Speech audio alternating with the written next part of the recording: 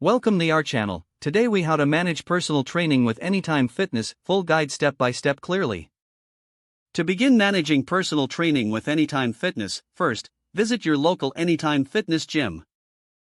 Request a tour and consultation with a gym representative. During the consultation, discuss your fitness goals and preferences. Ask about the various personal training programs they offer. Inquire about the qualifications of the personal trainers available. Decide which training package best suits your needs and budget. Complete the necessary paperwork to begin your training journey. Schedule your first training session with your selected personal trainer. Arrive at least 10 minutes early for your first session to familiarize yourself with the gym. Communicate openly with your trainer about your fitness history and any concerns. Be prepared to engage in an initial assessment to establish your starting point. Follow your trainer's guidance to set realistic and achievable goals. Attend scheduled training sessions consistently to maintain progress. Make sure to track your workouts and improvements regularly. Stay in contact with your trainer for ongoing motivation and adjustments to your program.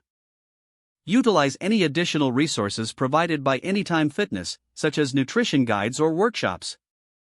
Take advantage of group classes or community events to enhance your fitness experience. Keep a positive mindset and celebrate your achievements, no matter how small. Review your progress periodically with your trainer and adjust your goals as needed. Stay committed to a balanced routine, including both training and recovery. Consider renewing or upgrading your training package as you reach your fitness milestones. By following these steps, you'll effectively manage your personal training experience with Anytime Fitness.